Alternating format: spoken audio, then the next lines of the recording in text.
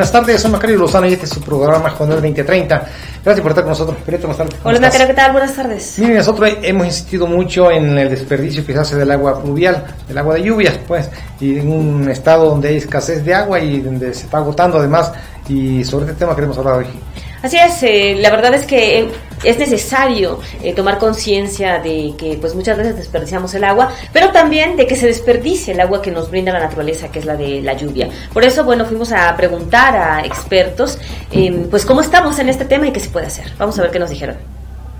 Aprovechando el agua de lluvia, porque cada vez que hay una aportación en una lluvia vertical o de convección, se desaprovecha casi el 80% de esa agua. De una lluvia, como por ejemplo las que hemos tenido ahorita en Toluca, el 80 o 90% se pierde.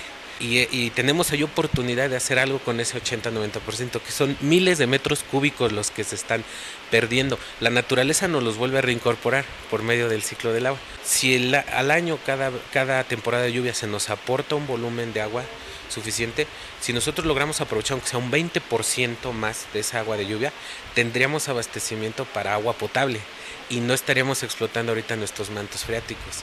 Esas son reservas y que teníamos para 100 años más y ya las estamos explotando. Entonces esas reservas, pues bueno, debemos de dejarlas ahí guardadas y hacer uso ahorita del agua de lluvia. O se tenía la cultura de captar el agua de lluvia, pero cuando entran las políticas de redes de agua potable y abre la llave y ya tienes el agua, la sociedad se hizo más cómoda. Se le disminuyó el trabajo, se le disminuyó el costo, y la cultura mexicana es minimizar nuestro esfuerzo físico, aunque tengamos que pagar algo, pero mientras no nos desgastemos, le entramos. Entonces esa cultura, desgraciadamente, ya llevamos más de 50 años con ella. Entonces nos ha opacado a las nuevas generaciones la idea de poder captar agua o poder usar el agua, aunque nos cueste trabajo hacer algo por cuidar el agua. Y sí se puede, es cuestión de que utilicemos estrategias sustentables, que participemos todos y con propuestas como este tipo que son rentables, darles difusión a todo nivel, desde nivel preescolar, primaria, secundaria, para que los nuevos individuos de nuestra sociedad ya traigan esa cultura y cada vez que vean llover piensen en algo mínimo, en decir, capto aunque sea 25 litros o 200 litros de agua para hacer algo, para regar mis plantas. Teniendo esa cultura otra vez lo vamos a poder hacer.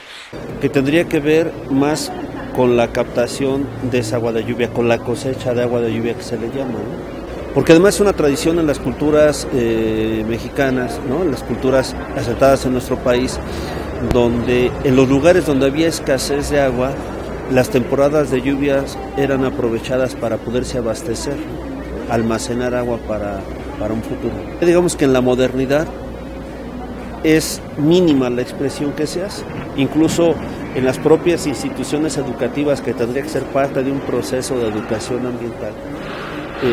Eso está olvidado prácticamente, ¿no? ¿Qué pasa, por ejemplo, en las temporadas de lluvia? Pues todo el agua se va al drenaje, ¿no? Y del drenaje, pues a los ríos. Decíamos, todo el agua limpia se va al agua sucia que conduce ahora el río Lerma. Aquí la UNAM tiene diseñado un sistema interesante con una serie de filtros económicos para poder captar esa agua de lluvia, pero después poderla utilizar. Tiene un nivel pues como la que nos venden en los garrafones para poderla hacer. La otra es que con menos tratamiento, si la legislación fuera un tanto más adecuada al proceso, podría ser utilizada para los servicios sanitarios de las viviendas. Es decir, hay muchas formas o muchas maneras de cómo poder utilizarse esta agua que normalmente se va, pues diríamos, a la basura. Mire, nosotros criticamos mucho a las autoridades cuando no hacen bien las cosas o simplemente no las hacen, y es nuestro papel como periodista criticarlos, señalar lo que están haciendo mal, pero hay cosas también que nosotros tenemos que hacer independientemente de si las autoridades son buenas o son malas, y una de las cosas que podemos hacer es esta cuestión del tema ambiental. Sí, sobre todo porque se trata del agua, que es un recurso que no se puede recuperar y que, bueno, cada gota que se gasta, que se desperdicia, es irrecuperable, así que es muy importante tocar este tema. Por eso fuimos a preguntar a los especialistas y la verdad es que las cifras que nos dan son alarmantes. Sí, sobre todo porque cuando llueve mucho hemos visto cómo en las calles el agua corre, pero es un agua limpia, un agua cristalina, entonces que hasta duele, ¿no? Que se vaya a la coladera a contaminarse con las otras. A veces más limpia que otra que sale en la llave. Incluso, efectivamente. Entonces, yo creo que las autoridades tienen que hacer algo, pero no hay planes, ¿eh? Yo no veo estrategia, no veo preocupación siquiera por resolver el problema del aprovechamiento del agua pluvial. Sí, no se ve que exista un proyecto importante para tratar de aprovecharla, y esto que nos menciona el especialista de que hasta el 90% del agua de lluvia se estaría desperdiciando, es por supuesto lamentable, condenable y también urgente hacer algo. Y sobre todo lo es mucho más aquí en el Estado de México, porque es un estado que tiene muchas carencias de agua potable, es decir, hay zonas donde, bueno, está en una área de por sí donde no hay aguas superficiales abundantes, tan es así que en el Valle de México ya se agotaron los mantos freáticos y están sacando agua pues ya fósil.